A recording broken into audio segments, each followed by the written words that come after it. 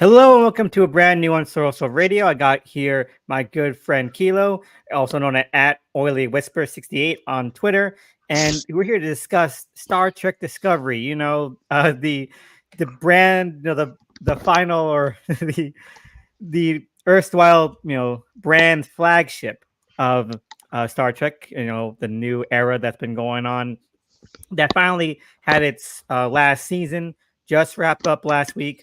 We're going to just talk about the show and the final season. Just our thoughts on the complicated legacy of this series.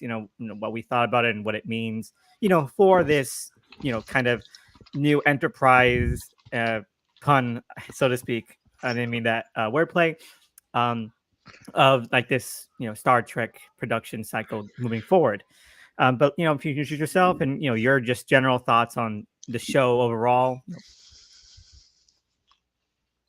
Okay, so I really dug the beginning of it. You could kind of tell, I'm a big fan of Brian Fuller's work, so you can kind of, even though he was fired midway through, and then they really reworked those first few episodes, and part of that first season, you can see a lot of the ideas Fuller was doing, at least buried in there, and and then kind of stumbled. I thought they really landed on a slam dunk with their casting for Pike, which is like the one thing that kept season two from being actually you know, actually watchable. Yeah, I Because agree. again, those first two seasons, you could just tell they were scrambling because Fuller got fired and then Fuller's replacements were abusive and then they had to fire them. And then I think they just went screw it, and then they went to the future. And I said, at the very least, I think they had a better, more solid direction. Like I could buy that the way the seasons ended were what they wanted at the beginning. Which Right. is No, not what I could like. I'm not convinced they knew who the Red Angel was going to be when the season started. no, I don't agree. I definitely agree with that. I don't think they knew that at all.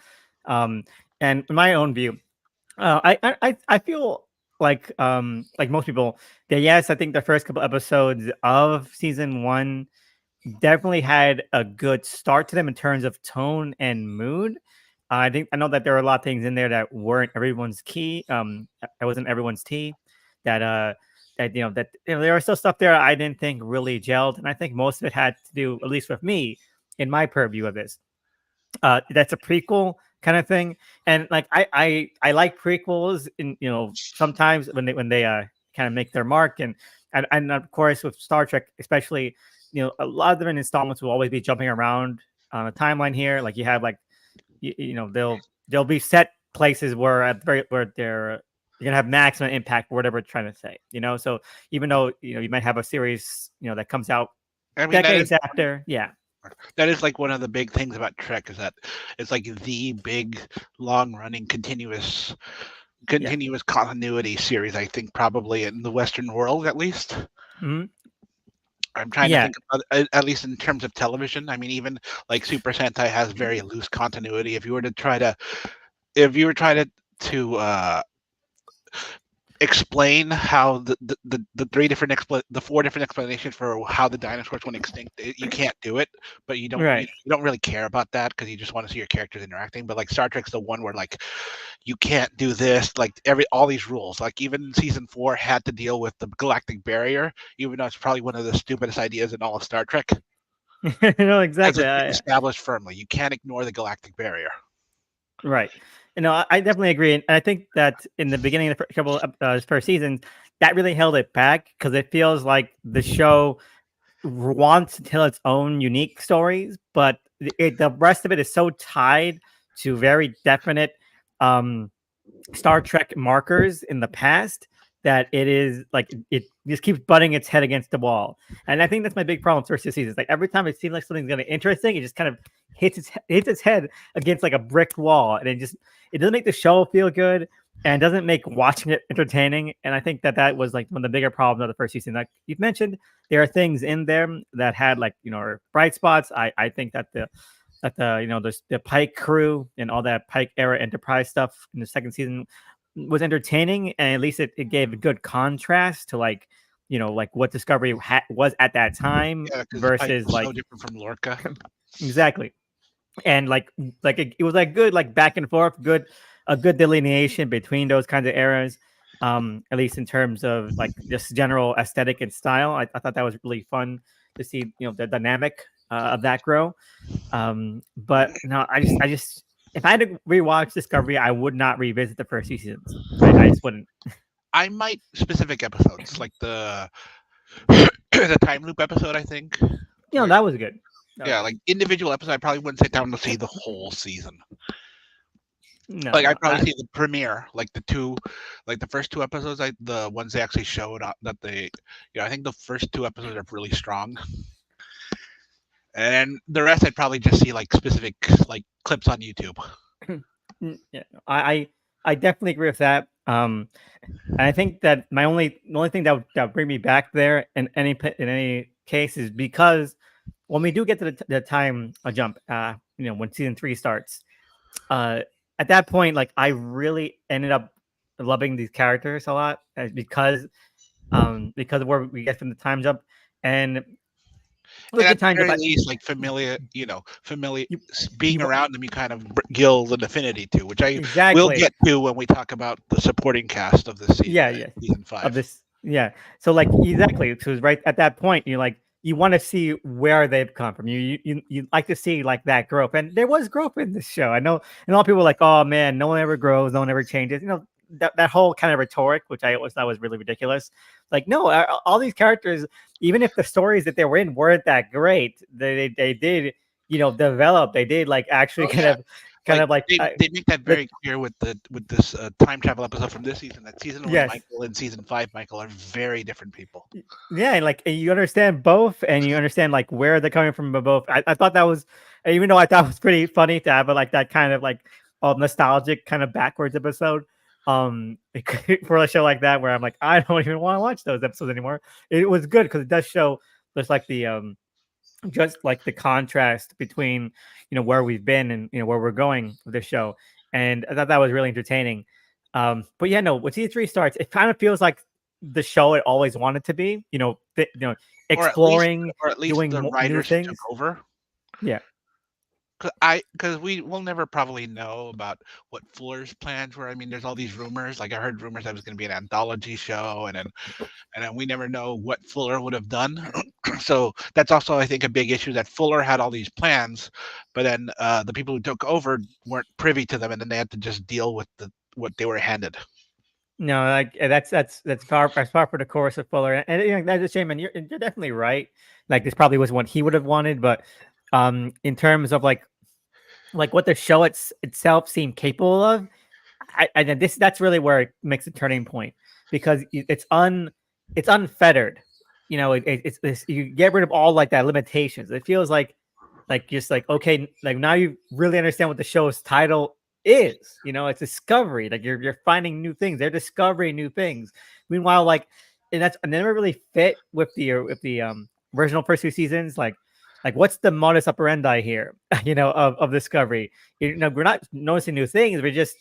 It's just kind of retreading old material, Well, just worse. I kind of feel like that was also part of Fuller's deal because I think it was the second episode, I think, or whichever one was the one where Michael was in the brig, and then she had to, and then the hull broke. That was that guy who died saying we're supposed to be explorers, and then they're in the war. So I feel like probably Fuller's plan was supposed to be like, what does this crew of explorers do when they're in the war? And then Lorca there, but then again he left because that man gets fired a lot. Yeah, but and I mean that would have been interesting. Like after getting to know these guys. I think starting that from the jump was a bit of a misfire. I'll say it. I think that was a bit of a misfire to start from the jump because it just feels like grabbing for attention in like a post like Trek kind of world.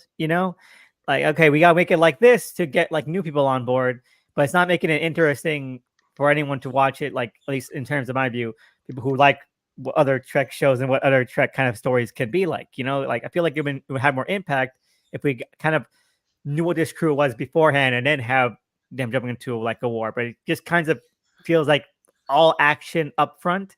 And I just feels kind of tedious. I think that a Oh lot yeah, of the stuff, they definitely yeah, also really wanted it to be I definitely also really wanted it to be the flagship show, like the killer app for well, CBS All Access as it was called at the At the time, time. Yeah. which I think that was also probably a thing that made caused Fuller to clash with Les Moonves over it, because Fuller can make big shows, but I don't think a big explosive blockbuster show was anything Fuller had in mind. Yeah, no, I definitely agree.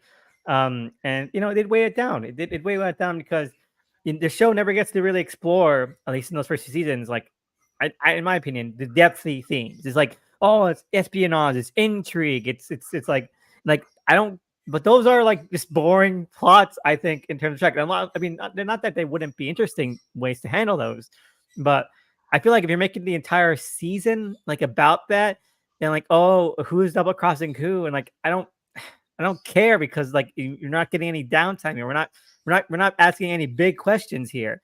Oh, this guy was actually had plastic surgery like another person. Okay, they use that same exact plot in like Picard season 1. I don't give a shit. Well, Picard season I one don't. happened after, but yeah, I get you. I know, but like I feel like it speaks to like the level of storytelling they were willing to play with, and like, which wasn't very Yeah, you can kind of see that complex. push and pull going on because there were little moments like that the party in season one where where they helped establish Ash Tyler as a character outside the persona at least. Right. Oh my god, whatever happened to him? I really forgot he existed. He got left behind at the end of season two. Oh wait, isn't he gonna be like? It wasn't they? Aren't they hinting that he's gonna be part of like whatever that Section 13 thing was gonna be? 31, but 31, yeah, I'm 31. guessing. But well, did you see the Variety piece that just came out? No, no, what did it say? That Rachel Garrett is going to be in the Section 31 show, which makes me think this is going to be set during the Lost era. Okay. So Enterprise B C era, which is like I would imagine Ash Tyler would be very old by then. Yeah, I mean, I guess it'll be interesting to find out. Like, I no, I'm gonna say it. Before the time jump, I would not have been interested in Section 31, but after the time jump, I definitely am more intrigued by it. Yeah, I think that's another thing about the big thing because they kind of did go too big with Section 31 to the point where I can understand someone finding it incompatible with the version we see in Deep Space Nine, I, but yeah, Again, I feel like they were like, okay, what do we have that can be like, like Alias or something like that, like, or it just felt like okay, again, there's ways to this that are interesting, but it just felt like, oh, I could be watching any other kind of like procedural, spy show, and like none of this speaks to like what makes those that kind of hey, have you conflict gotten or around to like seeing Deep yeah. Space Nine yet? Not finished yet. I'm only on season 3 yet. I Okay, need to 'cause start I watching haven't. this. But Once yeah, the go on. war happens in general, that's when they really go into what's going on with Section 31. It's like very different from again how Discovery handles it, which makes me wonder how the movie is gonna thread that needle. Again, but like I think I'm more interested in it now because I feel like once Michelle Yeoh's gonna be in that again, right? I Yeah, think she was confirmed. Yeah, good. Yeah, because like it's gonna be when we directed. get to It's the gonna be time jump. directed by what's it? What's his? Let me look him up. By Olatunde Osunsami, who directed the first and last episode of season five. Do you want a Okay. taste of All how right. what his directing style is like? I mean, that's pretty. It's pretty decent. I really enjoyed like I feel like not even like the sort of style of the seasons shifted after the time jump. I feel like it definitely felt like again, I don't want to say it in a bad way, but like season 1 and 2, it like everything from like camera movements to editing felt like it was trying to push momentum first. Like we're always moving, we always gotta be amped. We always gotta be keep on being like aggressive. Like it felt like so tiresome. I felt tired after watching episodes, like just drained. And then season 3 and so forth gone, everything feels a lot more purposeful.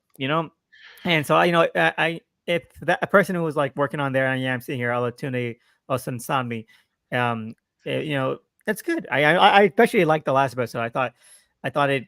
it had a good like somber, steady tone, and I feel like that just helps. It just helps a lot just to be able to like breathe in these stories and just kind of sit in them for a little bit. Like people like again, that's why I really enjoyed my time watching like when I watched TNG when I was a kid, and also when watching like last year TOS. It's like we're just sitting in them. It's good. Like of course a lot of that is because you don't have enough budget to do a lot of intense stuff. So it's a lot more dialogue heavy, a lot more character beat heavy. But that's what works. That's what gives it that texture. So I really enjoy that. Yeah. Mhm. And then just for the sake of just bringing it, the guy who will be writing the Section 31 show is movie is Oh Craig shit. Sweeney is the guy who directed is the guy who wrote the third episode of season 1 of Discovery. The one Yeah, where but he also wrote like 18 episodes of the 4400. That show is great. That show was great. The well, yeah, original 4400, not the reboot. That was terrible. yeah, the original by well, you know who created that show, right? Well, That's or who was one of the major producers of that show, right? the original. No. Ira Stephen Bear, who was one of the head writers of Deep Space Nine. Oh hell yeah, man! This sounds good all over, man. I'm excited. Let's see here. Oh, all right. So, yeah, moving ahead. So post time jump. Let's talk about post time jump stuff. Okay, again unfettered. I feel like in the open table of the world really helped it a lot. It really did. I know that I've seen some people say like the seasons didn't have them interesting. I think I honestly disagree. I feel like just giving them the time to be like outside of what we usually associate with Trek up until this point, because it was like there was a really, I think, a push and an understandable push to like have everything be very samey, very homogenized, and just the unsteadiness of this, like even from like the different like com badge designs, like so good. I think that everything about it just comes off like fresh, but also kind of strange, maybe a little bit weird and unsettling, but like in a way like you're kind of like navigating along with the characters, like just uncanny like into this new environment. I really enjoy like just like being being along with them from with the journey. I think that's the So best part, best way to also, put I it. Like, think it gave them more freedom with the designs and works because I I'm fine with with just mentally telling in my head that the Strange New World Enterprise bridge and the TOS Enterprise bridge are the same bridge. You know, yeah, I can see some people being tripped up by that, but there is something to be said about the freedom to just go wild with the designs and not even try to make it match the original, because which is a big problem with prequels. yeah, no, So this definitely. new era, they were able to just go crazy with the designs and do like all these like the organic metal looking stuff, and then the programmable matter, and then the detached nacelles. Yeah, no, and and I mentioned this right after I finished watching, the finale for this season, the series finale, the entire show. Like, I think Trek should always be moving forward. Like, I think that if you're gonna do a prequel, it has to either be purposeful or why even do it at all. You should always be moving forward. You'll always be seeing like what's next. Like, we should always be pushing like that creative boundary. And I think that the show itself, whether or not the writing or the plots got like really interesting or not, they always did more. They always looked toward further distance, and I think that really did that's the legacy I think that the show kind of made out for itself after it kind of soft rebooted, which I think I applaud. I really do. Um and it's great because you're able to actually finally join the characters alongside them in like exploring this new frontier for them, because I think with a prequel you know more than they do usually, and unless you're like being really invested in the story, you're gonna get bored. Like, okay, this is what happens, and you're just seeing the characters kind of just waffle around, and that's what a lot of season 1 and 2 felt like. You're just waffling around because like, well, none of this has any impact or matters or anything with like what we know down the line anyway. And in season 3, like, oh, okay, we're all unmoored a bit more, which I thought was really really good. And like I was hooked. I was hooked. You know, I really was. Yeah. So I guess let's get started with and then we can branch off and go in tangents from there. So the Yeah. first Okay. episode, Red Directive. What did Mhm. you think of that one? Okay, so I really enjoyed this because um, I was wondering, like, okay, what is this plot going to be? Because season three had the plot where like it's The like burn. okay, you have to reach out to some like a force of unimaginable power, and turns out to be a child, or this what was a child. So like it's like, and then four is like this big first contact story, you know. So those are like very kind of classic kind of setups, you know, interpersonal and intrapersonal kind of conflicts. And so I'm like, what is this one gonna be? And I was like really interested in when it turns out like, you know, we find that there is like this mystery going on with like science like vessel that they find, and you know they ransack, and they find, you know, something that leads to some unimaginable power, and then they find out that it is, you know, progenitor tech. And like this, that's interesting because then it asks a, you know, again, a big question, and a big question in a way that is that that's interesting to think about. Not like, oh, okay, is this guy a spy or not? But no, like, okay, they're looking toward like you know, the creation theory, creation myths, and stuff like that. So like that really made me interested in seeing where this is going. And I loved um let me see, was this and I loved let's see here, Fred, the android fence. You know, Oh, I loved him a lot. the Fun Noonien Soon character. android. Was he? Yeah, he was definitely a Noonien Soon type, Yeah, which I yeah, kind I of love like. him. Which I kind of like that just like Data's type of android has just become a species that just exists out there. I Yeah. think it's a very nice like button to put on Data's story that he was the first of a race. Mhm. And I think it definitely helps like Picard a little bit better to like I you could kind of see as a coda to like that plot line in Picard as well. So like, you know, whatever, I'll hand it to that. Um, and but what do you think about this episode overall? I liked it very good. I thought it was a good introduction. I think Locke and Maul made a good first impression.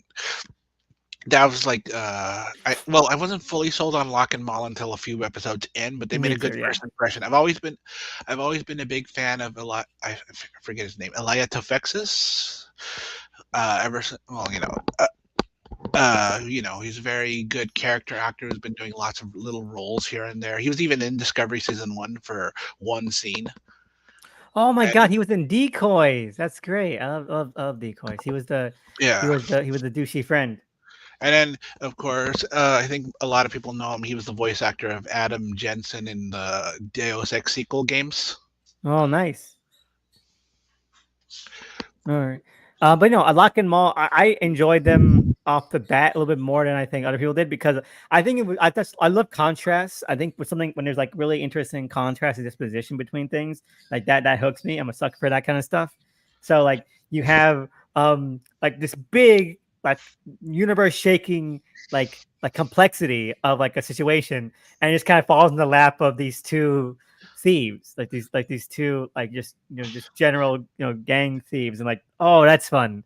Like what are they gonna do with this kind of stuff? Like Also, that's I think Bonnie and Clyde is just a good archetype for a yeah, character. no, it's true. And like it probably isn't like a coincidence. It's probably a very purposeful fun that her name is Maul, like that's like all kind of gangster kind of thing. Yeah, um so her name is Maul, so that's and pretty Locke good. is probably like Locke, like that's also a good gangster name. Lockpick, Locke. like Yeah. lockpick or something. Yeah. So, you know, again, it's classic stuff. I love classic stuff like Also, that. Like they that gives just it that. Yeah. Go ahead. they just like telegraphed their like the first time we see Locke, you see him do the brain transformation, but we have no context for what that even means. So that's a Mm, nice little hint that like gets more context later. yeah. But again, I love it when they lean into the corniness like that. I really do. And let's see here. Again, you're probably more remember more of this kind of stuff with me, right? Uh, let's see here. Yeah, Saru gets engaged in this episode. Okay, and I thought that was really good. Thought that was really funny. In just like a way, like okay, I guess we're doing that kind of thing now, and like the way that he and his girlfriend get engaged is like really, it's really really cute and really entertaining, because of like their very mannered and ordered personalities. And again, like I was wondering, like, is this gonna be it for Saru? Because like when like are they gonna do that kind of cliche where he is putting himself in danger? And so Oh, yeah, I when did feel like, oh talking about man, I weddings feel and stuff, that's also like usually a big death flag. exactly. Like any big event, and like, okay, we followed Sorrow so long. This is gonna be like the final adventure. Like, is it gonna be his final adventure? So that really did put me on edge a little bit. 'Cause, yeah, because always possible that reshoots could have changed characters' fates. Exactly. And I wonder, yeah, you're right. I wonder if maybe that was part of it. And when we get to that, um, but overall, I thought it was a good. It was a good lead. It was a good entry. Um, and so, if there's anything else, we can move on to the second episode, Under Two Moons. Oh yeah, well, I really like the introduction of Rainer, and Oh, Rainer. Yes. Rainer is great. He's a great character this season. He's very well, especially because he was like, I was because he was in Battlestar Galactica, which I know we both really enjoy, but he yes. was also a character that didn't really, even though he played one of the main Cylons, he wasn't a character. He was one of the Cylons that was just kind of there. He wasn't really one of Yeah. the important ones. So I was wondering He's how he would memorable. make a Like big, I think he did his great he did a great job being memorable yeah, overall. almost feels like a character that you wish was probably introduced sooner. Like he Mm, probably would have been a very good asset during season 4. oh no, I definitely agree. I feel like if we had like more context to his characterization, and if he had like pre-established like dynamics of the characters, I think a lot of stuff that goes through this season would hit harder. But I think again, especially as mentioned, Pastor Lighta, he's like only like in the first couple of episodes, and he just shows up kind of sporadically after that. Um, like he's really great at making his presence feel like stamped down, Oh yeah, like I was wondering, like, okay, he just feels like a natural part of this series, like the way he kind of butts heads with everybody, but you understand the layers to his characterization, to like his emotional states, they all really ring like very natural and realistically. And I think that it's a great performance and a great written character. I think that oh, there are a couple of plots that I would not have enjoyed without him, like kind of having input there.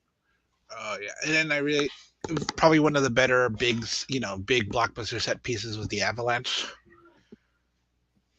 in this Yeah, episode. Because I was kind of like, you know, uh, you know, kind of don't like it when they just pull out the big set pieces out of nowhere. But I felt that was a good one. It was a good capper and a good like moral dilemma.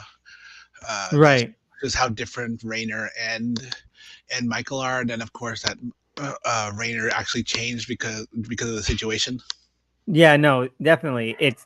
I feel like, um, on one hand, you understand, especially at the end, the severity of it, but at the time, and especially afterward, you really don't understand that Rainer is very, very like it's very personal for him.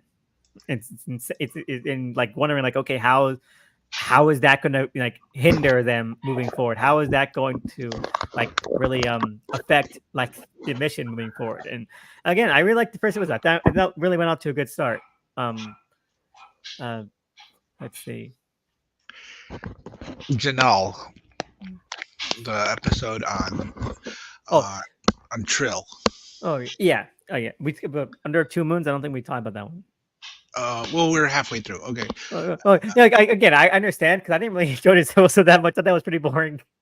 I mean, I'm glad that Saru had like the only part is that I'm glad Saru had like a bit of a role in it. I think that again, Yeah, like Death I Flags, think like oh he got off way better than the actors who played Detmer, Oo, or Gray, who all just kind of got shuffled off, right, or like yeah, the president or the admiral.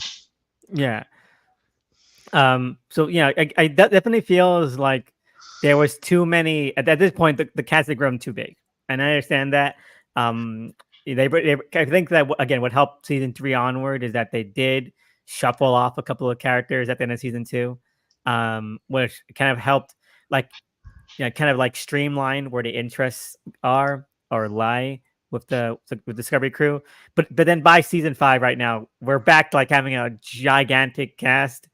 Um and you're definitely right. They did kind of shuffle off a lot of characters, but I'm glad that Saru at least got like one last action focused episode. Yeah, But he got yeah. to at least bookend the season. Like he had seasons in the beginning and then seasons at the end, even though Yeah. he was gone for like the entire middle half of the season. Yeah.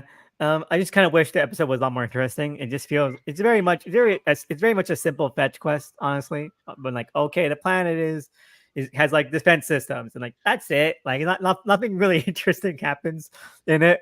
Um, overall.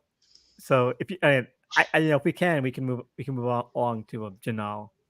Uh, this one I thought I really liked. I always love trill bullshit, like Me India. too. I do. I love it. I also really love that this is like very Star Trek in a production sense, and that the climax is just in a rock quarry against an alien that can turn invisible. So they don't actually have to render it completely. They can just half animate it, and then just have the actors react to nothing. Right. Which is I very Star definitely. Trek cutting corners, which I just love. And just have like the rest of it like be in like a generic cave. That's it. That's it. Yeah, I But just love I when they bring back rock quarries. Like Doctor Who should have more stuff in rock quarries. no, definitely. But I know I like trail bullshit as well, and I love Adira. I love Adira Tall, and I really was disappointed to see Gray leave the show like just so suddenly, and and like that. So I did enjoy seeing Gray come back. And Yeah, it's I kind guess of weird they at though. least put The a cap pacing on is weird. Go ahead. that. They at least put a cap on that. That there's reason Gray left the show instead of just not being there. Like and Detmer. Yeah. But maybe it's a pacing thing. Again, maybe it's because again, gigantic cast at this point. But it felt like they were writing around Gray, where like every other scene you'd get Adira saying, "Okay, we talked about this." You didn't talk about it. What was the scene you talked about your relationship with? You basically I saw mean, you in like one that scene kind of stuff. together, and That's the kind of that stuff was that it. usually happens in between episodes. So I was fine with that. But yeah, it was a bit much. A bit awkward. Again, I do like that, they at least wrote in that these things happened rather than just leaving it up in the air. Um, and it's great. I think the Dira is like one of my favorite like secondary cast members. Um, Oh yeah, Blue Del and Barrio is very good. Yeah. yeah, and I think that the Trill stuff, especially it it really, I think the writer, especially when they introduced Adira and so forth, had a great idea of like how to merge that with like modern themes, and I think that's like something that people all like the first two seasons try to do too much brownie points. Like, no, it's just they're just bad. They're just bad seasons. It has nothing to do with that. But I think like with Adira and like Gray and everything like that, just that kind of sense of like identity, really it really hits hard, like they really did a great job, like, making those characters feel very lived in. I love it. I love it a lot. um let's see here. um the And I think it was, yeah, Culber. This is what starts Culber's season long arc, Which of his I think that's discovery. a big point of contention. I think with a lot of people who did not like season four is that a lot of people really didn't like the Colbert stuff. How much focus there was on Colbert's and talking about feelings and stuff, which I actually like. I, I really like the way the actor for Colbert and Book played off each other, and I thought it was very Yeah, I necessary. didn't mind that at all. Like people, I'm shocked. Again, I'm shocked whenever anyone says something bad about the post time skip seasons, because I think they're like just genuinely good. But I'm shocked about that because it But didn't seem out of place for the show at all. yeah, well, especially with what happened with Book, but I feel like. Uh, I I do understand because there were so many things with Culver that I did like that even though they scaled back how much stuff Culver did, he was still pretty important and still had a thematic point. Yeah, no, definitely. And I think that there are times where I wish the season, and especially, could be more focused, because like it does seem like a couple of character threads will be kind of bobbing in and out of existence. And so it'd be weird, like, okay, this starts off Colbert season long arc about like understanding more about like what his emotional state is. Like, I think that he maybe was focusing too much on other people rather than himself at times. And I think that he's kind of like really has to confront that about himself, and just where he is and like if he's okay. But it'll be like this episode and like 2 episodes later we're gonna get more of that, and then like half an episode after that we're gonna get more of that. Just I wish that there was a lot more kind of like order to all this kind of stuff. It does feel a little bit chaotic with the character subplots that I'm like, oh, okay, we're getting back to this part now. So I wish, again, if I had a issue of this season, it'd be like something like that. It feels a bit too chaotic. Let's see, sorry, let me just double check. No problem. But I really enjoyed it. This episode, just what it did on a character level. It was good establishing. I think that was also a big moment where they really gave Locke and Maul more character stuff. When Locke kills the merchant who is trying to scam them and hurt Maul. Oh yeah, no, yeah, definitely. And again, like you mentioned, Bonnie and Clyde stuff. It is like they're fun. Like at the like first couple episodes, they're light, but they're fun. Like they're doing like regular kind of generic stuff, but again, in the context of like what the grander scope of the season is about, like creation of life, like ancient aliens, where did we come from, kind of stuff. It's just so fun to see them like kind of doing their usual snatch and grab kind of stuff. Like they're playing with fire. Like here, Promethean kind of things. It's great. Oh yeah. Oh, let's see what's next. The next is the time travel one. Yes, that one. I think that probably might be my favorite of the season. Really? I'm gonna give it a lot of thought. It's either that or Labyrinth, which are both ironically the two really introspective episodes about Michael. I know. I feel like I definitely enjoy Labyrinth a lot more, but I understand where you're coming from. I don't hate this episode. I just think it's so funny. Again, as someone who doesn't like those seasons, like, okay, we're doing this. Felt like, well, it's important. I mean, it's the final season, which I do think it's a nice bit of serendipity that they were exactly able to in the last it's a very season. bookendy thing. Yeah, it's like it's a good to see how just how almost very different Michael and Stamets. I love that quick little moment where Stamets just starts acting like an asshole again. And says no one will question it in the past. Right. Yes. I love Stamets this season too. I mean skip past it because again, lots of chaotic character stuff. But I love how he begins the season by like, okay, like my life's work turned out to be kind of like impractical on a grand scale. So like, what am I gonna do now?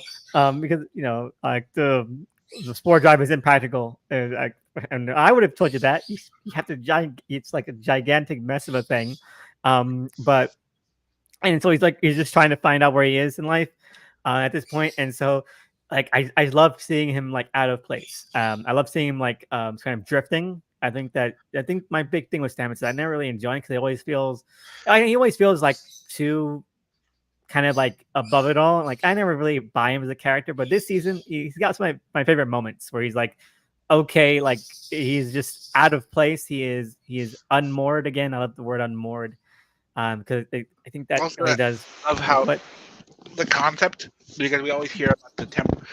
I'm not sure if you caught it, but the time bug was built by an alien race from Voyager, who was tied to one of the time travel episodes of Voyager. Oh wow! So I kind of like that these temporal wars was like a big time war. Like it really spanned the entire the entire franchise. That even these characters from Voyager were involved. Yeah, no, and again, I think that does. Like, you have to wonder how much of this, if they knew the writing was on the wall a little bit more than when it was announced, because you have this episode that's like a, that's like a let's look back kind of thing, like a nostalgic back trip for like the fans, and then you mentioned like they mentioned the temporal wars, and then that kind of sets up As like a bit That, of foreshadowing. that's a nice little hint about the reveal at the end of the season. Exactly. So it's like foreshadowing. It definitely is like a little bit of foreshadowing. So I'd wonder if they knew like a renewal was unlikely. A lot of this stuff does feel like it was written with that in mind, which is always good. I feel like it's helped with something like these new Star Trek shows. Like if you're doing it's basically like seasonal plots. It's good to like know where your limits are, or might be in terms of like what the next narrative could be. So I think that does help this season a lot. And I liked it. I love time travel bullshit episodes as well. I It think also that's one of the reminded me best. the Yeah. also reminded me of that one episode from I forget. There's this one episode of Voyager where like every room in the ship is in a different time period. So they use that as a bullshit excuse to bring back like they had like for that one episode they had Jerry Ryan back in her Borg makeup because her room was the one episode before she got deborgified, and then they brought back Seska from like season one. So in the end, it's like like I think like one reviewer called it like the Time Avengers. But no, that again, that's pretty funny. And I think like it's always very creative, and I do love how again, not only with Michael, and past Michael, but also I think Rayner gets some great moments in this episode. First, when he has to kind of face the fact that he's like very uncomfortable with the crew, so he does like this whole speed dating thing of like, show me, no, tell me what you're like, tell me what you're all about, and like, okay, good, no, I know who you are now, get out. Like he gives them like 2 minutes to tell them on each other, and so it's great. And then But that also, comes I into can play. kind of understand why he thought that was a good idea. Because a lot of Yeah, times when an asshole does something assholish, they're inscrutable and doesn't make any sense why would they would do that. Like I understand why Rayner thought that was a good idea, and actually I could see why it was actually helpful probably on his old ship. right, because that's the kind of captain he is, and the kind of ship that he kind of like. He's very, again, Yeah, I he's always not. I like want to say culture clash. I always love exactly. culture clashes with captains and how different captains are. Like the one like everyone everyone at least has an opinion on Jellicoe from Yeah, TNG, exactly. even if you And this is hate his very guts. Jellicoe kind of character, for sure. And so I do love how that comes up, up again when he has to like navigate like the past Discovery ship. And it's good stuff. And I enjoyed seeing I keep forgetting her name, the robot girl again. I thought that Arian. was really Ariam. Yeah, Well, that one, yeah, they brought because Arian was played by two different actresses. For this one, they brought back her season two actress to play yeah, it her, makes more sense. That makes sense. which is kind of a shame that her season one actress. I don't know if you noticed, but her season one actress became a bridge crew in the later seasons. And she just doesn't appear here anymore. There's one line saying that he was transferred to the Voyager, which is kind of a shame because even if there weren't really characters, you kind of get used to seeing these people on the bridge. So it was kind of a shame to just have that actress just be written off with one line. Yeah, no, it is, and because I feel like it's this kind of thing where like consistency of like it always adds just a little bit more to the world. It adds more texture to the environment. So that is a shame. And let's see here. Uh again, as you mentioned, they do see the the bad future. Which you said I don't know if we were recording at that time or not. Yeah, Uh, there's this one line where mm, Zora sees Michael and she says, "Am I dreaming again?" Which at the time I was wondering if that was going to just be their half explanation for Calypso, that it was a dream that Zora had. yeah, no, I now thinking back on it, I can see like what that why that how that could have been. Again with Calypso, the craft one shot from Short Treks.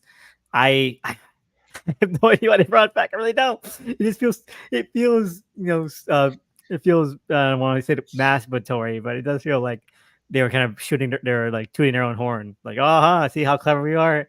I have no idea why they did that. But it's fine. And That's also, this is probably like what mm, I like the one big scene where we did at least briefly. This is probably the most that the bridge characters like. This is like the one big scene where Bryce gets to do anything this season. right. Yeah. Let's see, and then we see Detmer and Oo and Bryce all have lines, which is kind of nice because they were, you could tell they briefly were trying to give Detmer and Oo more to do. Like, you had Oo have that cage match in season 4, and then Detmer had her friction with Stamets in season 3. Right. Yeah. And again, like it's really crazy that you like they are kind of dropped out of place there, you know? Um so it was shocking. It really was. But on the other hand, it does give the whole, I don't want to say it this way. It does give the whole like, oh, we're going back to like the original kind of Discovery era, like a lot more impact than if you had seen them previously a lot more often, you know? Yeah, yeah, I So get you there. so that's one thing. Um, but I really like it. I thought it was a fun episode, and it gave a lot, again, a lot of these characters a little more kind of a little more umped. I think Rainer is the MVP of this one, just because of how you realize, like, okay, this is why you do things, and I feel he's heroes. It gives him a lot more to go on, to give me a lot more to chew on. I like that. Okay, then let's see, what's the next one then? Okay, the Mirrors. funniest episode, I think, mirrors. I was very creative way to save the budget is to just use the Strange New World Enterprise set and just say it's the ISS. Right. Yeah. um, and let's see here. Um, let's see. Yeah. No. This was uh I liked the idea behind this. Okay. I just kind of it's really weird to think about, like, that you know mirror stuff. I think is always a little bit awkward. Okay, because at some point you have to it's like, how, like, what is the history of the mirror universe at some point? Not that I ever want to know, but it's always kind of strange. I mean, there was Like, that. I mean, we do get enough little snippets from both Enterprise and Deep Space Nine. I agree. I agree. But There's that moment in the prologue to the Enterprise Mirror Universe episode where they just recreate the ending of First Contact, but with the humans killing the Vulcans. that's good. That's good. Okay. Um. Let's see here. But it's simple episode. Simple. I think it most of it is set up. Um, is set up for that reveal. You know, where they're on there, and then it becomes like, okay, backdrop and metaphor for Maul and Log having to work together, with Burnham and Booker.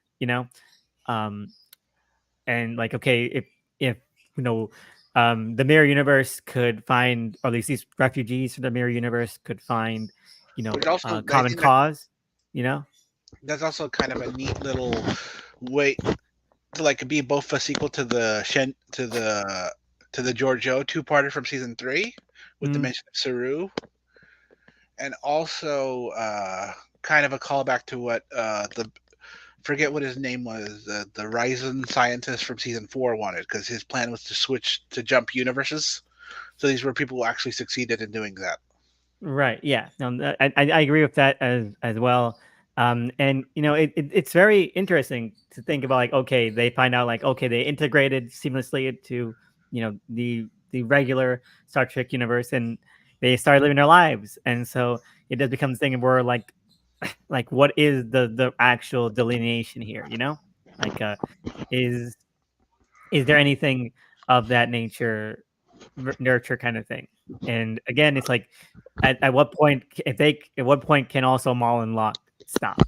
Like, they're like trying to reason with Maul and Locke, and are they, like, on their own collision course? Is it like that truly set? And again, I think it really works well as metaphor, as the theme of the episode.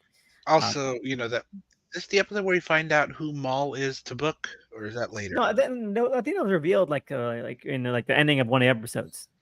Okay, because that was also like Yeah, no, they we use found that that they out in the use end the of medical shield. episode 2. I like that they use the medical shield to give them like a moment to talk to each other, Mhm.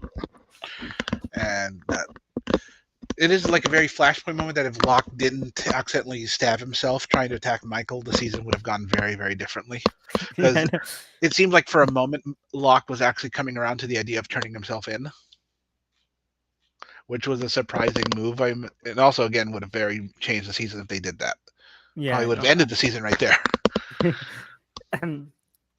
Yeah, and it's really again not an episode, but I think that in terms of like character themes, it's mostly interesting,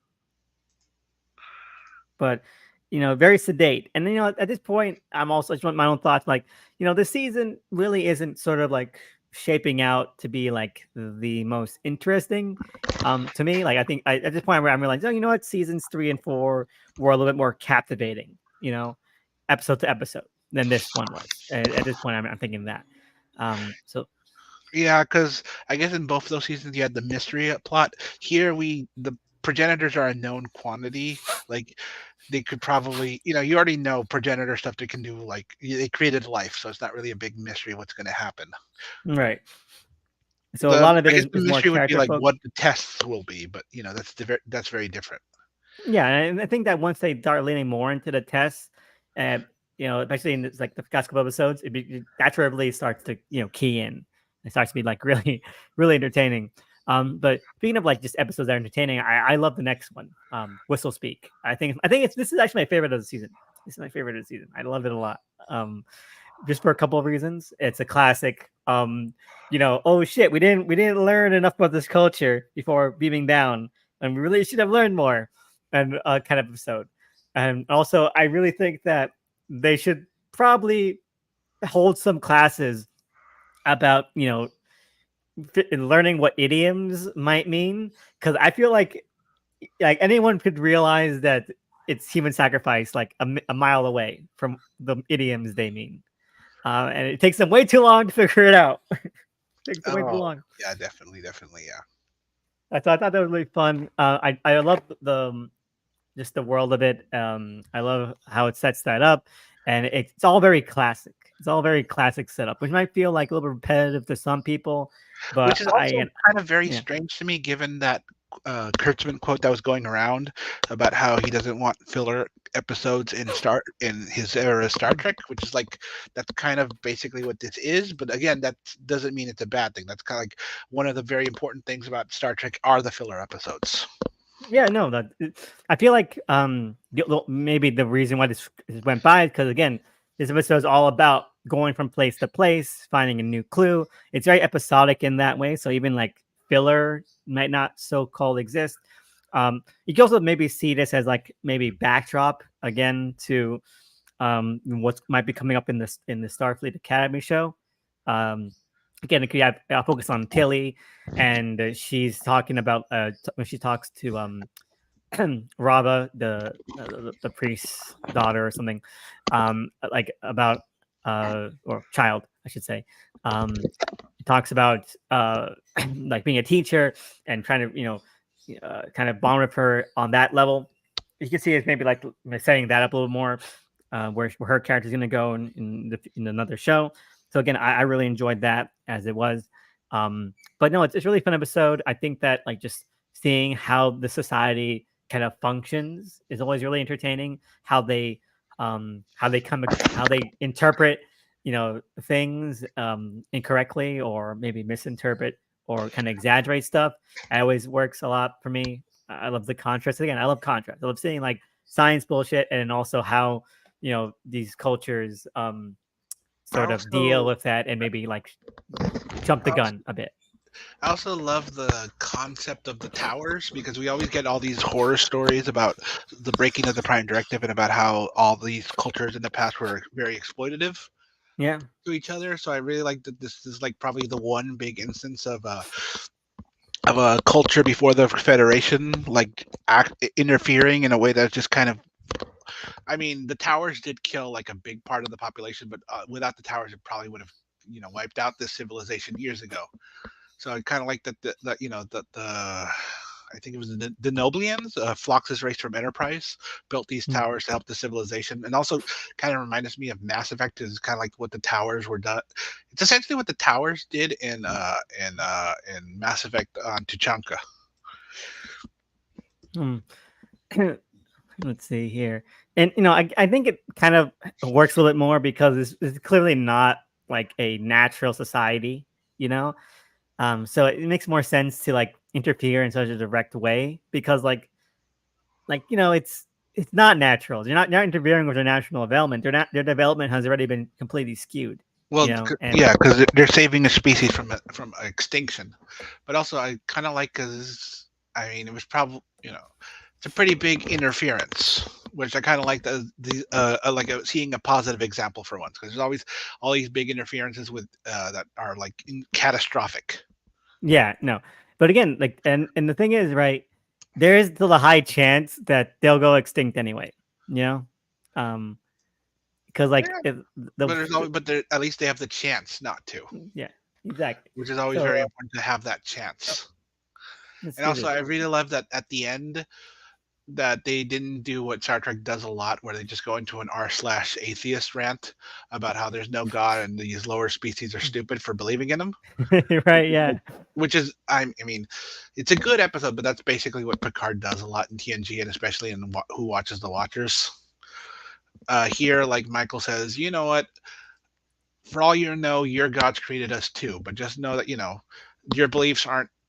That doesn't necessarily mean your beliefs are false. You just be aware that aliens exist too, which I think Right. is like a nice way to like not completely contaminate this culture. Right, exactly. And I would have maybe liked a little bit more of a button on it because there's like 80% chance they like burned that guy at the stake at the end of the episode. Um I mean, unless yeah, it was he would definitely have to have been very smart about it. Although we did have that old lady who was very moderate in her beliefs, so it's possible that enough people would have said, hey, you know what, this guy probably has a point. yeah, maybe like yeah, if you use her as like I think she was definitely there as a bit of a touchstone to be like most people probably only do this out of tradition and they don't really like want to do it, you know? Um So yeah, that's one thing. That's good. But again, I like this. I think my favorite of the season because it's so solitary. Even without the whole fetch quest thing, it could just be a regular episode where they come across a civilization that needs help and then have to deal with this. If you kind of lift it out and just rewrite it slightly, and it just be what it is. Um, and so that was really really good. I enjoyed it a lot, and I'm excited to see Tilly in Starfleet Academy. I'm really excited for that. Do you even know if she's in that? I mean, I I think feel like so, she has right? to They be, set but this I don't up think too there's been much, any especially announcement. It's like one of those things where she has to be, but I don't think the only casting announcement I've heard is the Holly Hunter casting announcement. I don't know. She has to be. That would be ridiculous if she wasn't, especially after this episode. I'd like. I mean, actually, especially after the final episode. Yeah. Um, Also, yeah. Also, it was good that Tilly had a big episode because aside from this, Tilly just kind of involved in B and C plots. yeah, no. Again, the episodes are very chaotic, and the character plots are very chaotic. Yeah, which again, if they knew this was the final season, if they had known like fully 100%, these episodes would have probably been very structured very differently. No, Tilly would I probably have agree. gotten way more to do. I feel like because everything seems like okay, we're sending two at a time. Basically, that's the structure of these episodes. We're going to send a pairs of two to find the clues. They probably would have sent more down, you know, or something like that, or maybe had like them more of them kind of try to decipher things, but whatever. Um, Moving on to Aragot. Which is this the flashback episode? Let me see. Let me see. Erigod. That's the flashback episode where we basically find out and all about Lock and Mall, which Yeah, this is really where they come into their own, I think, because we only get like great background on them.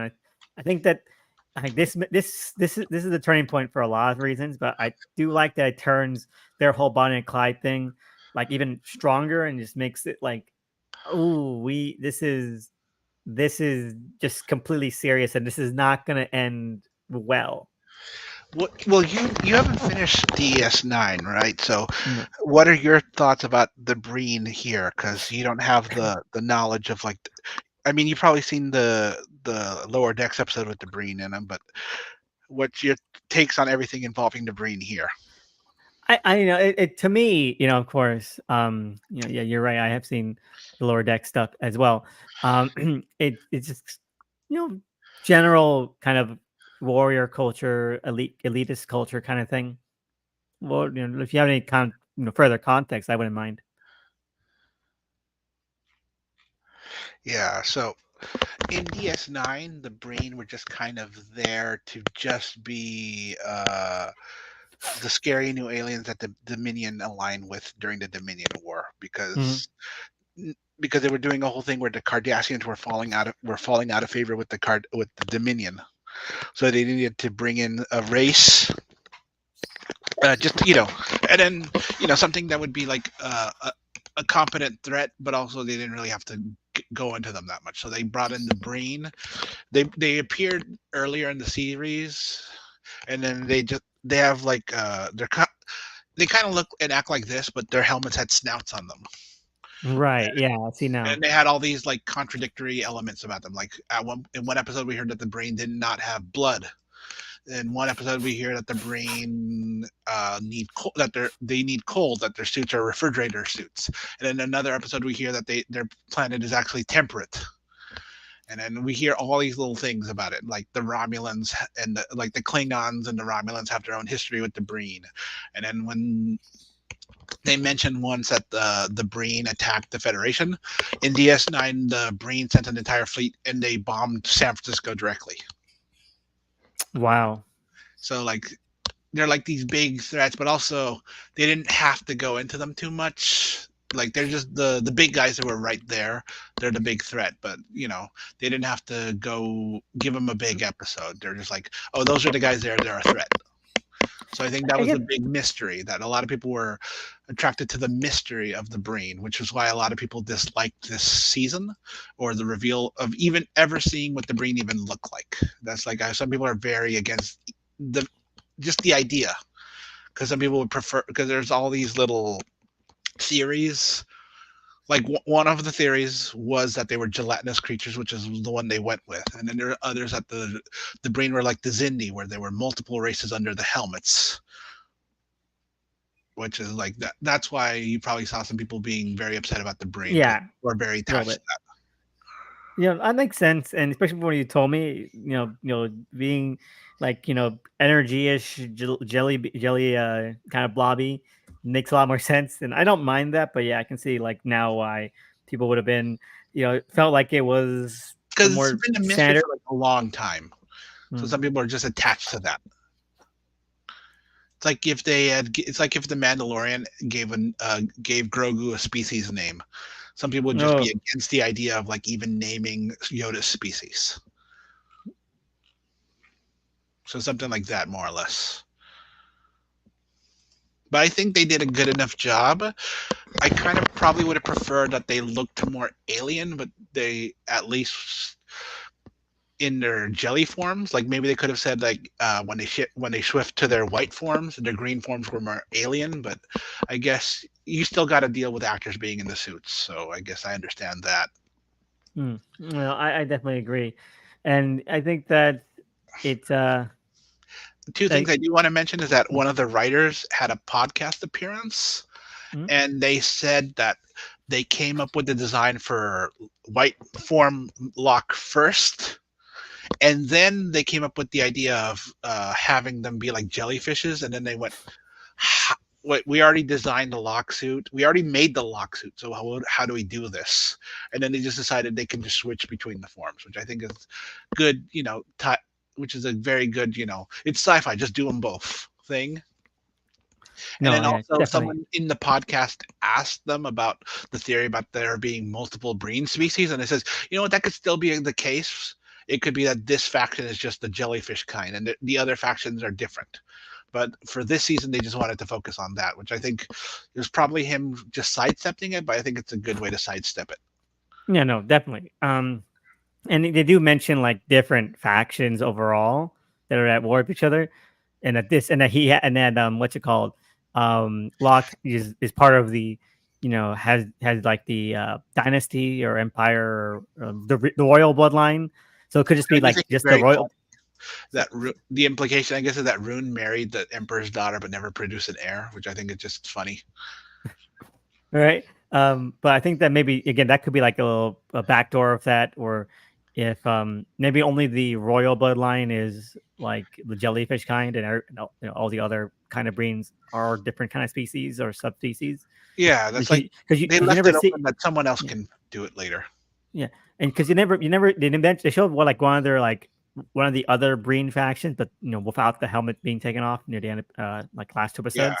So Um, yeah, entirely possible that there's probably a Breen faction that did have the snout helmets.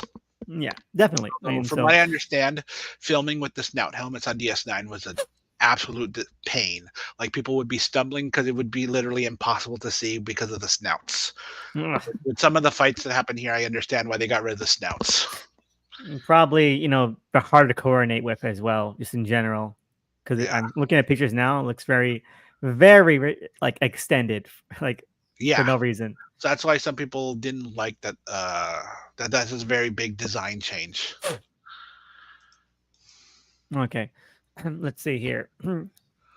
But no, good backgrounding for Locke and Maul, and I definitely enjoyed them in that sense. Because again, Locke himself uh, dies, and you really get an idea of like why. Again, they're why they have like this very tight bond. They wouldn't have worked without that, and I think having them kind of set side by side with the flashbacks and his death, it does give that really huge punch to it, and it's really really depressing, and it makes you realize, oh, okay, like this became even worse, because now it's less about like finding the treasure, and it become more personal, and like it's hard to navigate because right now Maul, especially with everything with Booker, is taking it is she doesn't handle, that she doesn't handle personal stuff that well. Yeah. So then All right, Labyrinth. Labyrinth's a great episode. Yeah, I love the concept of this. Well, I love the concept of the archive Hmm. of this like repository of knowledge that just jumps around so everyone can visit them. And I like the way they tied in book stuff. That they had a piece of, that they had one of a Quajani relic, and then nice little Star Trek part. Good guest star with the actress who played Harrell, who's very good, like perky Librarian. yeah, librarian vibes. Very someone who very clearly has not seen another person outside of her community in a while, and is just happy to see them. Like the naivete with how they were going to deal with the Breen, and then also just like seeing the Badlands from Voyager and Deep Space Nine finally animated with modern technology. The weird, you see that red space that the labyrinth is in, that the archive is in.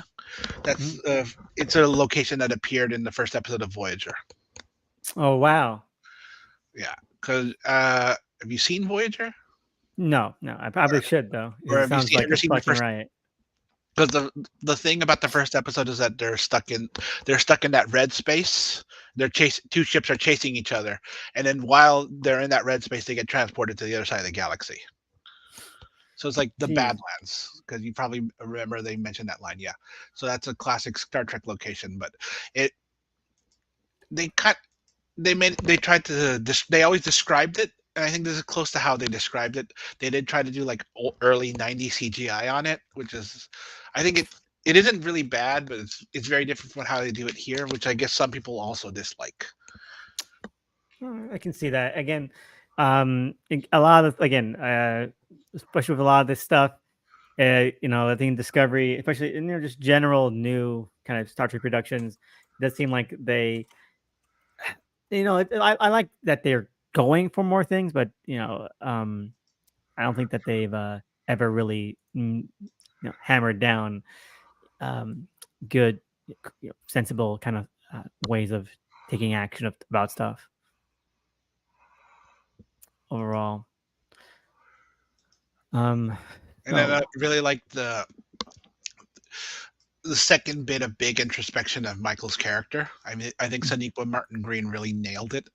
I mean, one could kind of argue that they kind of rushed it to the final conclusion a bit, but I think Sonequa really, really nailed this encapsulation of who Michael is and how, and her finally coming to terms with her own weaknesses and her yeah, relationship with no, Brooke, which is like something that season one Michael would absolutely never have been able to do. I totally agree. I think that Like not even season three, Michael would have been able to do this. yeah, and I feel like as we mentioned, like the character stuff is all over the place. They're really doing a big juggling act with it, um, and just having the test be confronting this because it was it was kind of it's been since the jump, since the first episode of the season. Like, where is she with Book at this point? What are they like? How are they handling it? And it kind of pops in and out, but something's got to give, and I'm glad that they took the time with an entire episode just to like really hammer it in, make it feel earned. It would have felt a little bit less earned, a little bit more rushed um if it happened near the end of the season and just kind of as they were doing it as they were doing it throughout the season, here and there, just having a full episode just about it, about confronting that, about the weaknesses and emotional like kind of states. You don't. I think that the final episode especially would have come off as pretty lame without it. Yeah, I can see that too. Yeah. Also, I do wonder if like one of these two big introspective moments for Michael was a result of the reshoots, because I think both of them act as a very good capper to Michael's character for the Mm. finale for this final Right. season. Yes. But it kind of would feel, I don't know, it just feels a little weird if they both organically happened before they knew it was going to be the final season. No, 100%. See, that's what I'm wondering. Like, how did they know how the writing was on the wall? You know. Yeah. Okay. So Lagrange points, directed Let's by see here. Jonathan Frakes, everyone's Yeah, I favorite. know. Fun. Jonathan Frakes is back. And let's see here. One Um, last thing I forgot to mention too. yeah, One more thing. I thought it was really cool that they actually established that the Breen, even though they were in their helmets, were not just mindless. That they yeah, were continuously like going over, like, wait, is this? Should we be doing this every time Rune did something idiotic? Which yeah, I exactly. think Rune was kind of too idiotic, like almost Well, to the point where a mutiny was always going to happen. But I did like that there were all these little moments where like all these little moments where Rune would say something or Maul would say something, and the people in the crew would like look at each other, which is a good yeah, little, because a lot of these times these people are just like like an entire race is usually portrayed as just a bunch of savages or anything like these. Like you could see that these people believe in something, mhm. and they didn't, and then not just like that. A nameless guy was the first guy who rose his gun to Rune. Right. No, I definitely agree. I did enjoy that there was a lot of back and forth among the crew.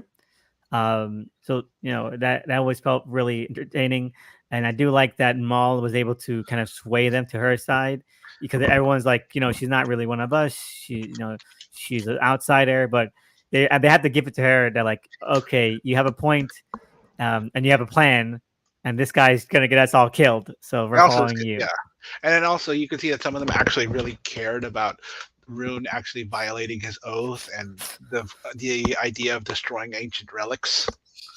Right. And also, like, kind of admits kind of like out loud a little bit that he doesn't give a shit about like Locke, who presumably this is all about, and some of them are probably like royalists or loyal to like the royal bloodline, and they probably didn't have much faith in him after that, or much calm with them.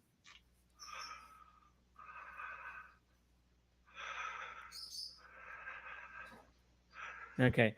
Let's see here. Yeah, no, that I think that was good. And again, it's nice to see like again, Maul take center stage here. Because again, it's like how do you deal with something so emotional? We already seen Michael come to terms with her emotional states, but Maul isn't even giving herself the time to do that. And when you're dealing with something like that, it's very complicated to handle something fraught as that. Um, so to me, that increased the tension a lot. But Lagrange Point, Maul is now in command of the Breen ship, the Breen warships, and uh, let's see here. I love Saru in episode. Saru is fantastic. Comes back again. This is definitely Saru's one of my favorite Saru moments, honestly, of the entire series. He basically just kind of jumped back into the saddle to help out because um, other faction leaders of the Breen, one in particular, have decided to like, okay, we're checking this out because it seems like something really big is happening, and we need to like stake our claim, and that poses a threat to discovery, and so Saru decides to lay down some very diplomatic quandaries and schemes at their feet, and it's fantastic. I love how he just doesn't really have to do anything other than let them talk their way into sort of disarming themselves um, ideologically. I thought that was really good shit. So let's see, Lagrange. What else happens in Lagrange Point? Oh, they Oh, all go into cover.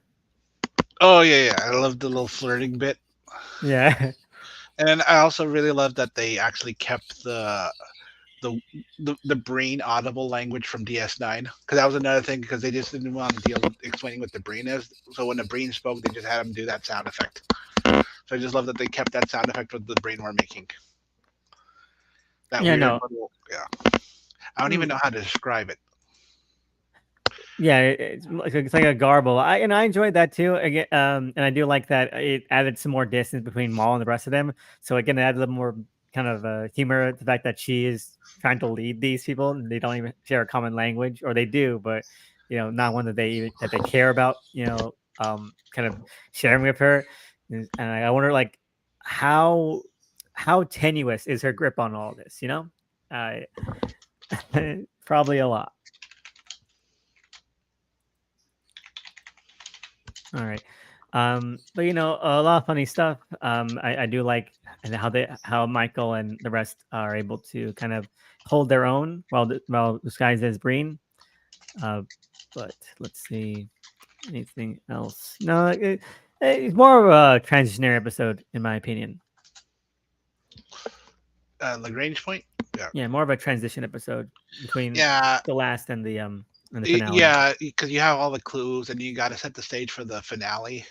You got to set up that Tahal is coming, and then tie in Tahal.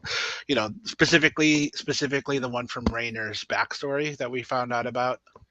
Yeah, And then, although I do like the setup because of the about the structure, I always love when structures are in the middle of because these aren't just black holes; these are primordial black holes, which is a whole different thing in astronomy. mm, Which also just their existence in this situation shows, how just how impossible this technology can be.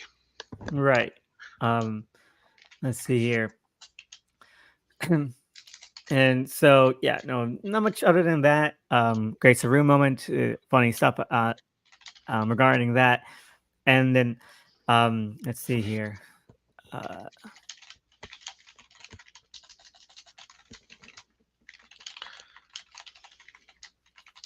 and so Maul and Burnham, enter the portal, leading them to the final resting place of the progenitor technology. And in this episode, I was shocked it was as long as it was, but I was glad as well, um, because I knew that at least it was going to take some time to really sort of land this ending. But as overall, I don't know. Give me your thoughts on it first. Well, what do you think of this episode? About the ending, well, about the final confrontation, well, I The like episode well, overall first. I Yeah, like the reveal that the progenitors are not the original progenitors; that there's more beyond them, with enough little it there's enough little snippets there that you could piece that other writers could come in if they wanted to. And then also, I love how big the technology, like the portals that you were saying there, kind of Yeah. reminded me of the Iconian portals from DS9. Hmm. Because there's all this different lore and all honestly kind of inconsistent lore about all these races that existed in the past. Which I think the idea that there's a cycle, a chain of races of progenitor races, I think is a good way of squaring all that together. You could just say like the Iconians created this, and then something created the Iconians and stuff like that, and so on. Also, kind of reminds me a bit of Mass Effect, because I feel like that's a big part of the visual language of this new era of Star Trek. No, definitely. Let's see here. Um, let's see. Just a second. You know, I also really I enjoyed the scope of the projector technology. Get like just seeing the railing and then like Oh, every like I said walkway. earlier, I think those black holes were created to be a guard, which again by itself shows that this technology is insane. Yeah, no, and then like again, like every kind of all the walkways are lined with like planets, and and the way they use the verbiage, it, like could these be planets within the same universe, or they could be planets within different universes, you know?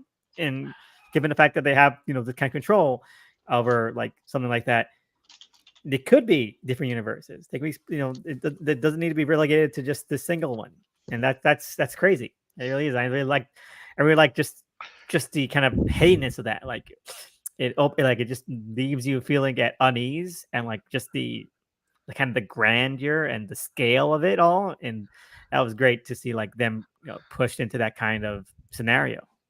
Um, but as all the final confrontation, I don't know, I wish there was a little bit more going on there. I did think that was a little bit flat. That like Maul herself didn't get a lot of words Yeah, in. they just kind of add that scene at the end. Yeah, like she just kind of just gets she gets shuffled off a little bit so that Michael could have the moment with the progenitor. And like I feel like they could have been they could have both had their moment, honestly. Yeah, could have seen her like meet. Would have been nice, like if she was directly told that her goal was impossible.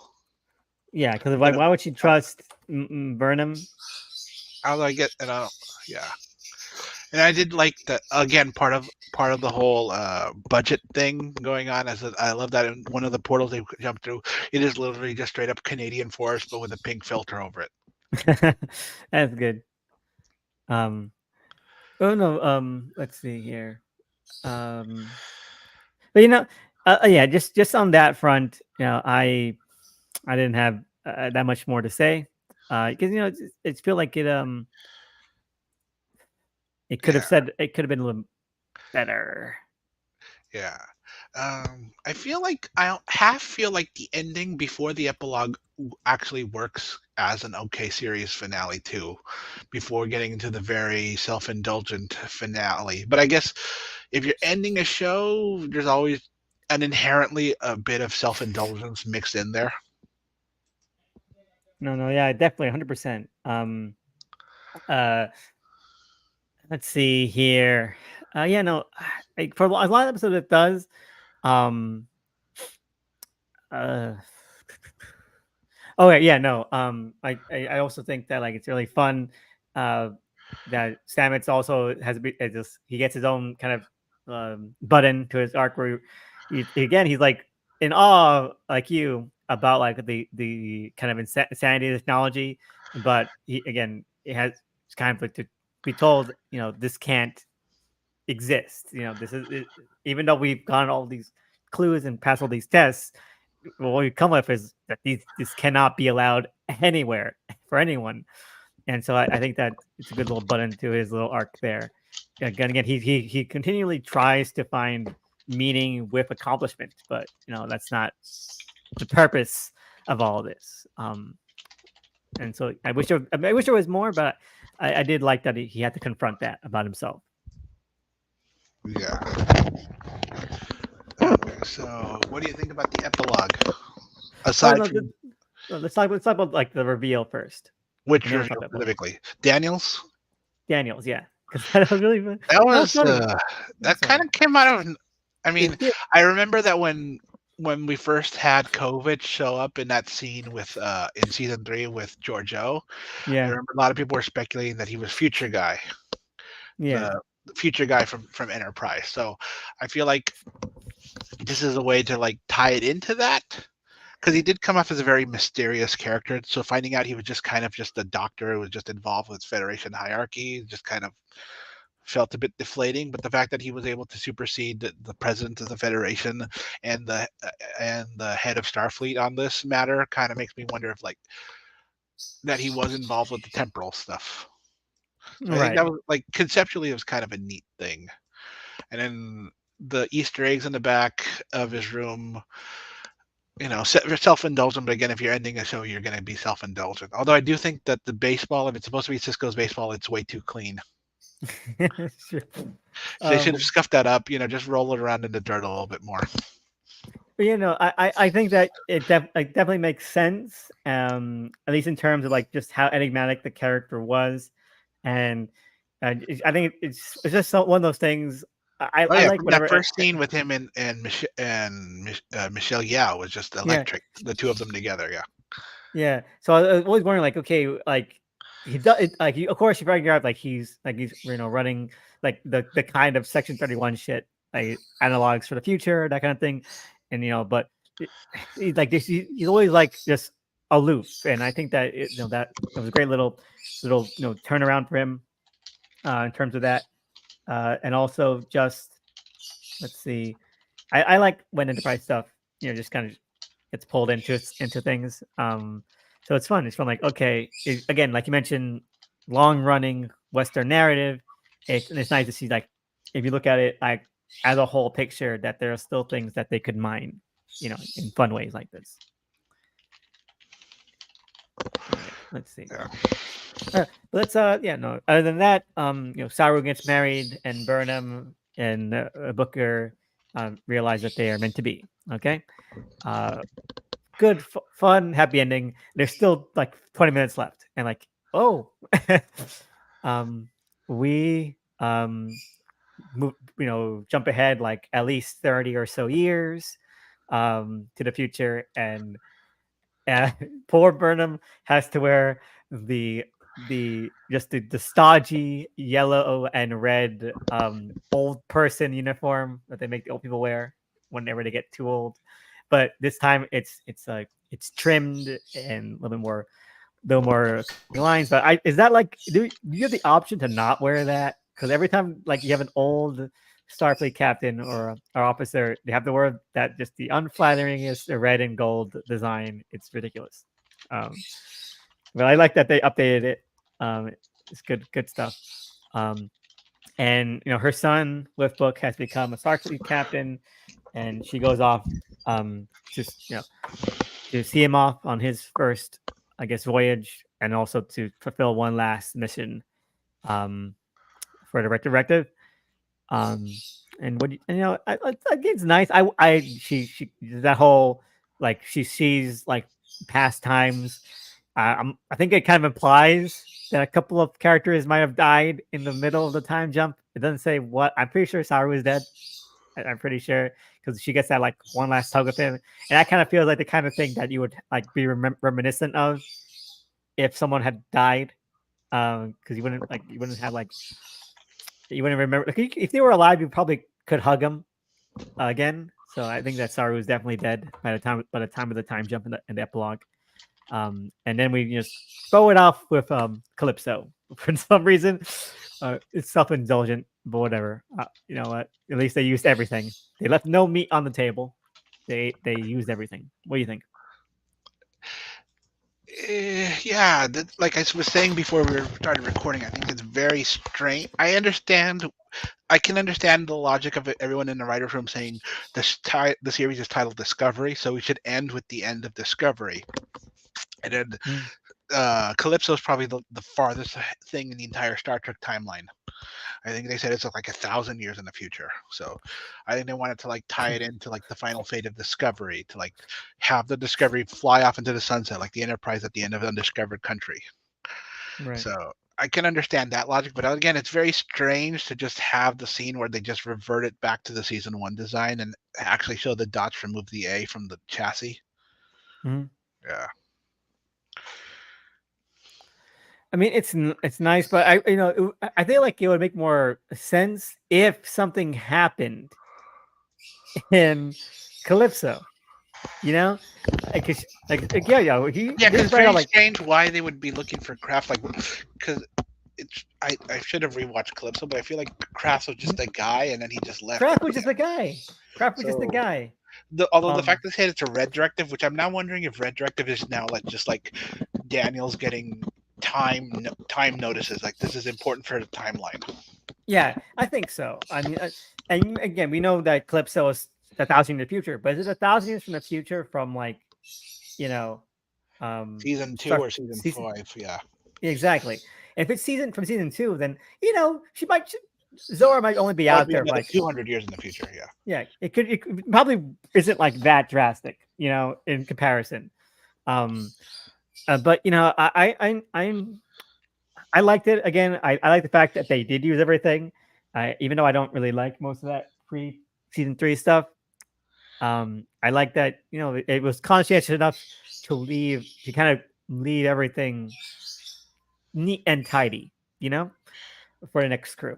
Um, but yeah, they mentioned that Tilly is the longest running teacher at Starfleet Academy, which I think kind of confirms she's meant to be in that show. And if she's not in that show, Yeah, something at the very something's least happened. they gave her a character shield. Yeah, exactly. Which So is kind of weird.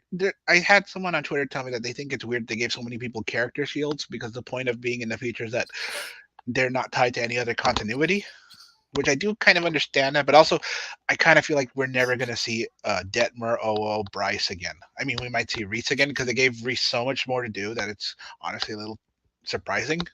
But Mhm. I genuinely don't think we're ever going to see Detmer, Oo, or Bryce ever again. So I think I'm fine with them being given character shields. Right. Yeah. No. Definitely. Um. Yeah. But there is I, something to be said about that because they just gave everyone shields. so, other than Starfleet Academy, what do you think is like next, like for like the next big flagship? Well, I kind of don't think they're going to do Legacy because they just announced Terry Metalis is doing that Vision show. Right. And I think it's very clear CBS is cutting the fat. So, because they canceled Lower Decks. Yeah. They put Prodigy out to dry. They ended Discovery. I think we're still good for at least a couple more years of Strange New Worlds. I think they announced it up to season 4. So, but after that, I don't know. I mean, we have Academy, which I think they're really making an investment on. I think they announced that Academy is going to have the largest set ever constructed for a show. I feel like you mentioned this before when you posted like the article about Academy. I feel like Academy, you know, I feel like what they say kind of reminds me a lot of what I liked about Prodigy. You know, um, just like seeing through the eyes of like younger characters, like what the proactivity of what the world should be like. There might be like, when you see like Prodigy, even though like the voice actor ranges are like all over the place in terms of age ranges, like they're all meant Yeah, to be youngish. yeah. Um, Then you got like Tim Robinson there, who's in his 40s. yeah, whatever. From my head. But like it shows like wonder at the world. And I think that that's really great. And if that really ends up in the show, I wouldn't mind that being, what kind of holds it in place for a couple of years, hopefully. Yeah, although yeah, I do think that having four. How many eras were there? Okay, because we had Lower Decks and Prodigy were in the same era, right after Mm. Nemesis, and then we had the Picard era, which is like further than the Nemesis. Then we had the TOS prequel era, and then we had the DS9, the Discovery era. So that's 4 different eras. So I think paring it down is sensible to keep it all manageable. Mhm. So And they're I feel keeping like it to just staying the in the Discovery future timeline is good. and the Strange New World era. Yeah. It, I feel like staying in the future is probably like better overall because I think that they did leave off of like a very fertile ground. You know, Oh yeah, um, there's a lot of. I think that's also. I think paring down the timelines is another good thing because I think it is very. I wanted to bring this up, but I think it is very clear that the future timeline and Discovery was very worried about stepping on the toes of the other timelines. That's why I think we never saw the Klingons in this show. I think first I think probably they wanted to give us a break from the Klingons after the first season, but I think they also didn't. If they said anything about the Klingons, that means they might box in the other shows right. and how they use the Klingons. If they ever say like the Klingons do this, then the other shows are kind of can't do specific things. But I think if they just close off those other timelines, it makes sense. No, no, definitely 100%. But I'm excited for that. And I could probably get on, Strange New Worlds. I gave up in the middle of season 2. Um, I just couldn't. Well, I just let me couldn't handle it. let me see. Let me look at the episode list because I feel like it kind. I do think season 2 was a step down, but Yeah. I do think it did have like where did you stop? Did you see the where did you stop in Strange New Well, World season 2? let me see here. Because I thought, I stopped after charades. oh, okay, charades. So the one where there's where he's human. Okay, I thought that was a good little romantic comedy, little madcap comedy thing. Well, let me see. Again, I feel like I turn off not because I just stopped watching um not like oh man this is terrible but like I just one week I just didn't get on it and then just didn't get on it again. um so that's one thing. And then of course I watched the crossover. And then that was it. I didn't watch anything else after that. Okay, because looking at the episode you skipped, the Uhura episode, I thought was all right. It was a nice little mystery episode, and I like the reveal about what's going on there. Okay, Under the Cloak of War, I thought was very divisive, but I think it was a very bold episode. Mhm. It's the one. Also, I just love whenever they have a character actor just put on makeup because they had the guy who played Bunny Colvin in The Mhm. Wire play a Klingon general, and he really hams it up. And I think it's just that was just delightful. And then I just love that the ending was very, very dark in a way that I did not expect, in a way that actually felt like they were making a statement. The musical episode was just okay. That's one of the things I'm like I want to see music episode. Like again, I don't mind music episodes, but There's there's a like with few certain little bits in there. Like I like like the Klingon boy band bit was funny. like like with what you call it um like with it's Stranger Worlds, the tone had become so twee. Like it just feels like the musical episode just leans into that too much. Where like, like it's so twee. Like I don't feel like I'm entertained watching this. It feels like I'm watching like a teen sitcom. I mean, Sometimes. that's kind of what the show always was. Yeah, exactly. Which I could, but with the novelty of season 1, I could kind of get through it. But like I was just like, I'm not really enjoying this. I guess that's fair, Uh, but also I do feel but like they did I'll give it a enough chance. little bits because I I'll think get. that's one the eighth episode Under the Cloak of War, which I feel like they realized that, so they wanted to do a very serious episode. I think that's like probably one of the most serious individual episodes they've done of this era. No, no, I'll definitely give it a chance. I mean, I'm not looking at the episode list now. I'm like only have like 4 episodes I didn't watch, so why not? Um, just to get caught up. Um, but yeah, I would not be sad if season 3 was the last one. I think they're up to season 4, but yeah, probably after that, I don't know. No, they're only 3 seasons. They're only gonna be 3 seasons. Season 3. Oh, no, season 4. You're right. Jesus fucking Yeah, Christ. Ah, no. two, I mean, two more, I 2 more mean, years of this. again, if they keep up a good mix of it, maybe if they had Under the Cloak of War a little bit earlier in the season, that probably would have kept you more interested. Probably because I think my favorite 2 episodes of season 1 were like what you call it the remake, the sidelong remake of Balance of Survivor. Terror, the finale. Yeah, Balance of Terror. Yeah, but then also like their reference to Balance of Terror, like 2 episodes before. um, I loved the episodes. So maybe I feel like yeah, there's a good balance there, and then like this one, I just feel like okay, it's too poppy, too peppy. I'm not really into it. But yeah, I think that's about it. Discovery, mixed bag of a show. I'm gonna miss it. Uh, I really did love all these characters by the end.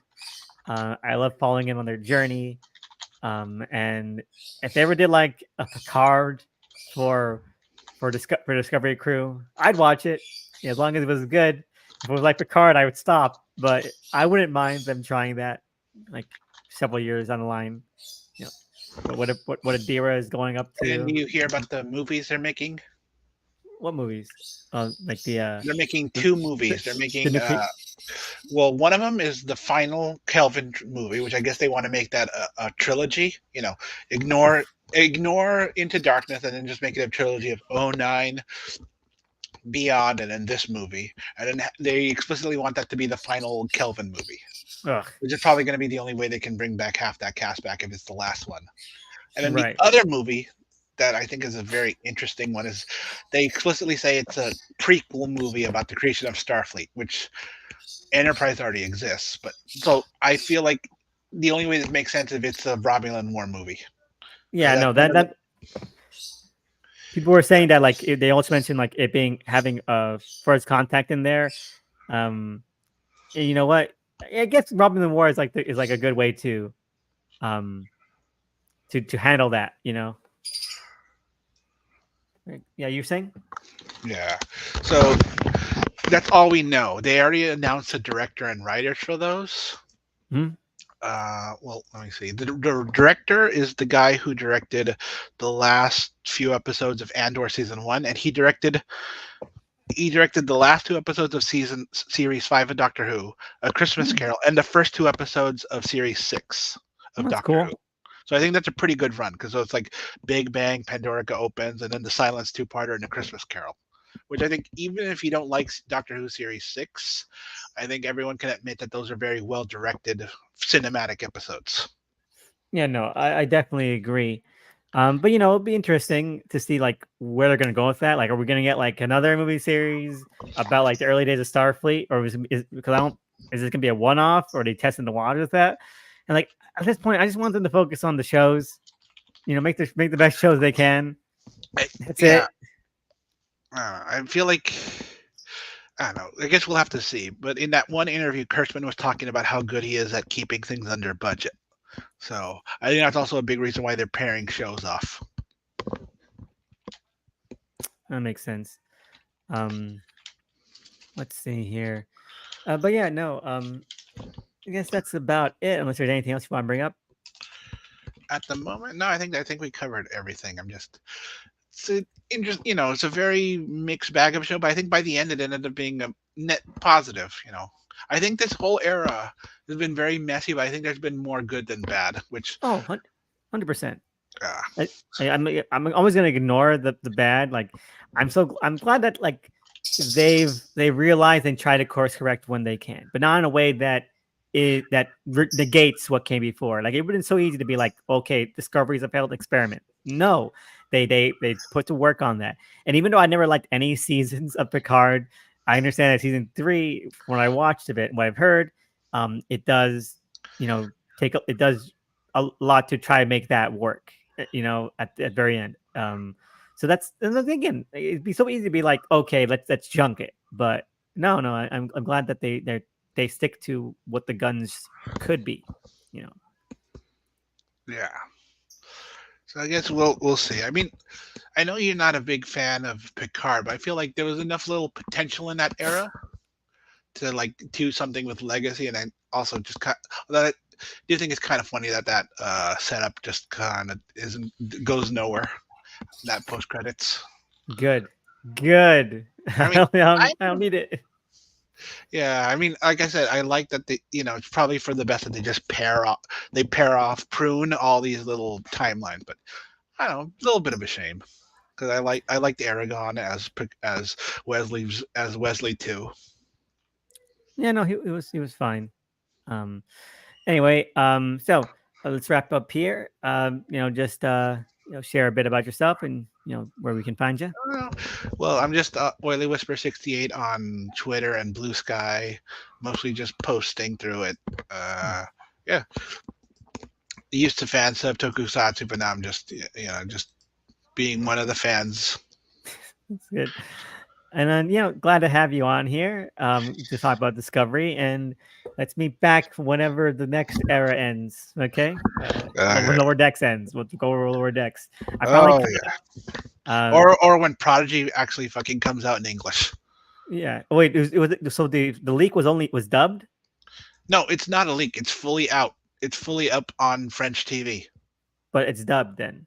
Dub only, yeah, Oh because my god! it's dub and subtitle only in French. It's right up Terrible there. release. Oh You, my you, god. and it's right there on the French TV website. You don't even need to make an account. You can just change your VPN to France and you can just watch it. Jesus, that show deserves so much better. Yeah. It So did. whenever that gets out in English, yeah. Let's let's talk about Prodigy then. Yeah, I did. let's do Yeah, it. I took a look at. I took. I don't understand French, but I took a look at the final episode. So it looks like that's gonna have a nice little ending. But I Yeah, guess we'll and, see. I know we mentioned Lower Decks like get canceled, but I think that where season 4 ended, or season 3, I forgot what the season was. It kind of feels like they were kind of setting up for a wrap up anyway. Like Yeah. Mike, where they're all getting promoted, so Although coming they off. do kind of have to deal with the second Boimler now Yeah, they because do. they kind of kicked that down the road several times. All right. Well, thank you for being here, and let's we'll, All right. Yeah. Good. convene Yeah. next time. All right. All right, Long see and ya. prosper. Live long and prosper. Let's Bye. fly.